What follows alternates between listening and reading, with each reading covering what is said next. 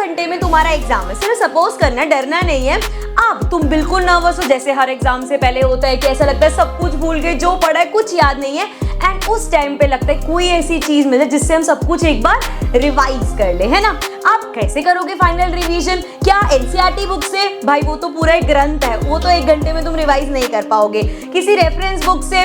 वो भी भैया बहुत सारे क्वेश्चंस है, नहीं कर पाओगे। सो ऐसी क्या चीज है जो तुम्हें लगता है कि उस टाइम पे सबसे बेस्ट होती है तुम्हारे लिए? उस टाइम पे होता है जब वो एग्जाम हॉल के बाहर बैठा एक दोस्त समझा रहा होता है, भाई ये ऐसे होता है, इस पे ऐसे होता है, ये कंसेप्ट है, तब उसकी बातें पूरे सेशन में, पूरे साल में चाहे कुछ समझ ना हो, लेकिन उस टाइम वो जो दोस्त समझा रहा होता है ना, वो बातें तीर की तरह दिमाग में जाती है, और अगर उसमें से एक क्वेश्चन आ जाए ना तो तुम टॉप कर लो, है ना, ऐसा होता है। लेकिन अब कोई ऐसा एग्जाम है जिसमें तुम्हारे दोस्त की भी इक्वली लंका लगी हुई है, तब क्या करोगे? तब तो वो दोस्त भी नहीं है समझाने के लिए।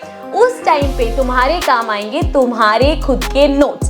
जी हाँ, हम कितनी बढ़िया वेबसाइट से नोट्स डाउनलोड कर लें, बाजार से नोट्स खरीद लें, लेकिन जो नोट्स तुम खुद बनाओगे ना, वो होते हैं सबसे बेस्ट नोट। टॉपर्स की ये बात देखना, जब भी वो फाइनल रिवीजन कर रहे होते ना, वो कहीं की नोट्स नहीं पढ़ रहे होते, वो अपने नोट्स पढ़ रहे होते हैं। और आज मैं तुम्हें एक ऐसी टेक्निक बताने वाली हूँ, जिस टेक्निक की हेल्प से अगर तुमने नोट्स बना ली ना, तो तुम अपने लिए एक ब्रह्मास्त्र तैयार कर लोगे, जो हर एग्जाम से पहले तुम्हारे काम आएगा। सो रेडी हो? सबसे एफिशिएंट और सबसे बढ़िया नोट्स बनाने का रूल नंबर 1 है, सबसे पहली और सबसे इंपॉर्टेंट चीज है बच्चे, कंसेप्ट को समझो और अपनी लैंग्वेज में लिखो।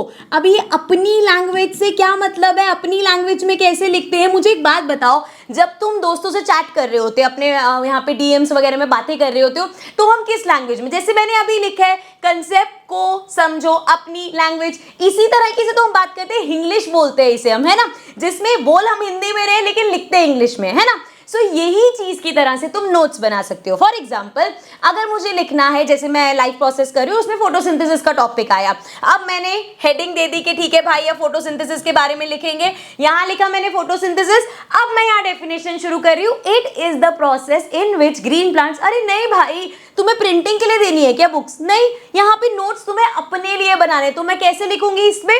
सिंपल सा ये हेडिंग डाली, ग्रीन प्लांट्स अपना खाना खुद बना रहे हैं, और चीजें लिख लो, CO2 की हेल्प से, क्लोरोफिल की हेल्प से, ग्रीन प्लांट्स लिख रहे, ताकि पता रहे भैया ग्रीन प्लांट्स कर सकते हैं काम। इस तरीके से ये होता है नोट्स बनाने का तरीका। तुम्हें अपने नोट्स कहीं प्रिंट नहीं कराने की भैया लैंग्वेज होनी चाहिए, पंक्चुएशन सारी करेक्ट होनी चाहिए, नहीं, अपनी लैंग्वेज में लिखना है, तब तुम्हें समझ में आएगा। एंड में जितना शॉर्ट और प्रिसाइज लिख सकते हो वैसे लिखो, ताकि जब तुम फटाफट पढ़ रहे हो तो रिवीजन हो उससे, समझ रहे हो। दूसरी इंपॉर्टेंट चीज है हेडिंग्स बनाना, हाईलाइट करना। अब आपको लगेगा यार मैम ये क्या हाईलाइटिंग, ये वो, आप तो नोट सुंदर बनाने को कह रहे हो। बात सुंदर बनाने की नहीं है, उसको अपीलिंग, उसका जो विजुअल होना चाहिए ना, वो अच्छा होना चाहिए। उससे क्या होता है ना, कभी भी आप एक चीज देखना, अगर मेरे पास एक डायग्राम बना हो फॉर एग्जांपल, एंड मैं हर हफ्ते उसको बस देखती जाती हूँ, तो उस डायग्राम की ना एक पिक्चर मेमोरी हमारे माइंड में सेव हो जाती है, और वो पिक्चर मेमोरी, कुछ पॉइंट्स जब भूल रहे होगे ना, वो पिक्चर मेमोरी से याद आएगा कि कुछ था तो ऐसे, अच्छा हाँ यहाँ पे ये लिखा हुआ था, समझ रहे हो। इसीलिए बहुत जरूरी है कि लंबे लंबे पैराग्राफ्स मत लिखो, बिकॉज एंड टाइम पे जब रिवाइज कर रहे होते ना, तो लंबे लंबे पैराग्राफ्स पढ़ने का टाइम किसी के पास नहीं होता। आप बुलेट पॉइंट्स बनाओ, हेडिंग्स डालो, और जो मोस्ट इंपॉर्टेंट चीज लगे ना कि यार जब मैम करे, क्योंकि अभी क्या होता है ना, जब हम चैप्टर कर रहे होते हैं ना, हम बताए हाँ ये इंपॉर्टेंट है, ये इंपॉर्टेंट है, लेकिन चैप्टर 1 से जब चैप्टर 10 तक पहुंचोगे ना, भूल जाओगे चैप्टर 1 में क्या क्या इंपॉर्टेंट बोला था।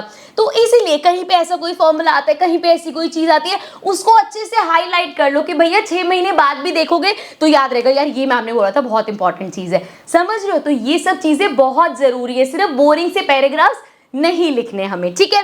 Third and most important thing हमें जो ध्यान रखनी है वो है सब्जेक्ट वाइज अलग अलग तरीका होता है। सब्जेक्ट वाइज कैसे अलग होता है? जैसे मैं अगर मैथ्स की बात करूं, तो मैथ्स में कोई ऐसे नोट्स थोड़ी होते हैं कि हमें टॉपिक समझाने हैं जी, इर्रेशनल नंबर के हमें बड़ी सी डेफिनेशन लिखनी पड़ेगी, नहीं, वहां पे क्या मेन चीज होती है, हमारे फॉर्मूलाज। तो उसके लिए अभी से ही लास्ट में इस चैप्टर की ये फॉर्मूला से टिप लो, वो नहीं बनाना हमें, अभी से हाथ के हाथ बना, जैसे तुमने जो भी जिस चैप्टर में छोटा सा भी कोई फॉर्मूला आ रहा है लिखते हो चलो। या जैसे हमने वो किया था कि इर्रेशनल नंबर प्रूव करो, उसमें 4 स्टेप्स है, पता है जब भी प्रूव करने को आएगा 4 स्टेप्स करने, तो वो लिख लो, प्रूविंग इर्रेशनल, और 4 स्टेप्स अपनी लैंग्वेज में लिख लो कि सबसे पहले ये करना, फिर ये करना, फिर ये करना है। ये होता है बच्चे नोट्स बनाना।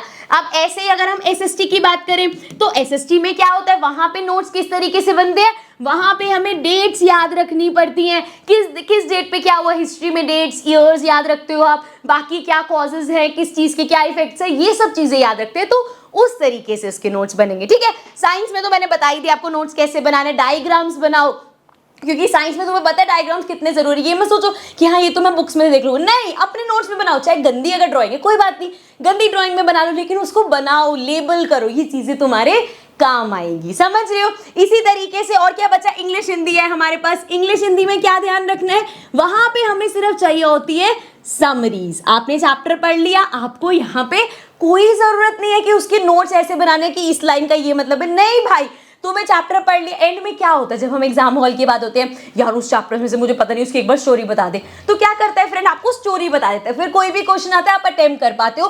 तो यही आपको शुरू से करना है। क्लास में ये चैप्टर हुआ, आपने किसी चैप्टर का लेक्चर देखा, अपनी लैंग्वेज में एक समरी लिख लो उसकी, जितना शॉर्ट एंड प्रिसाइज हो सके उतना। ठीक है, अब तुम्हें ये पता चल गया कि नोट्स बनाने कैसे है। अब इसके बाद जो सबसे इंपॉर्टेंट चीज है जो तुम्हें करनी है, that is keep revising these notes. अगर तुम ऐसा करोगे ना बच्चे कि आज चैप्टर 1 के नोट्स बना के छोड़ दिए और फिर 6 महीने तक चैप्टर 1 रिवाइज ही नहीं किया, नहीं, क्योंकि तुम बहुत क्रिस्प नोट्स बना रहे हो, बहुत शॉर्ट नोट्स बना रहे हो, तो तुम बार बार वीकली इसको रिवाइज कर सकते हो। जब तुम उसको बार बार पढ़ोगे ना, तो जिस शिद्दत से तुमने वो नोट्स बनाए हैं ना, उसी शिद्दत से, उसी दिमाग में तुम्हारे फिट रहेंगे। अगर तुम 6 महीने बाद पढ़ोगे ना, तो जिस नॉलेज के साथ तुमने लिखा था ना, वो नॉलेज इरेज हो जाएगी उस टाइम में। तो इसलिए ध्यान रखना है कि रेगुलरली हमें उन नोट्स को रिवाइज करना है। जब तुम इन पॉइंट्स को दिमाग में रख के अपने नोट्स बनाओगे एंड उनको रेगुलरली रिवाइज करते रहोगे, you will find the changes. तुम्हें समझ में आएगा यार कैसे टॉपर्स को चीजें याद आती है, कैसे एंड टाइम पे वो इतना अच्छा रिवाइज कर पाते हैं इस हेल्प से। ठीक है, तो आई होप मेरी बात तुम्हें अच्छे से आज समझ में आ गई होगी। एंड मैंने जो जो तुम्हें टिप्स बताई हैं उसकी हेल्प से अब तुम अपने नोट्स बनाओगे और दुनिया के सबसे बढ़िया नोट्स बनाओगे। और वो किसी और के लिए नहीं है कि कोई कह रहा है यार क्या लिखा है तूने, कुछ समझ नहीं, ना समझ आए, तुम्हें समझ आना चाहिए, तुम्हें पता होना चाहिए कि तुमने जो लिखा है वो मुझे समझ में आना है, बस इतना काफी है। ठीक है, so that's it for this session. I hope आपको अच्छे से समझ में आ गया होगा और अब तुम दुनिया के वर्ल्ड बेस्ट नोट्स बनाया करोगे।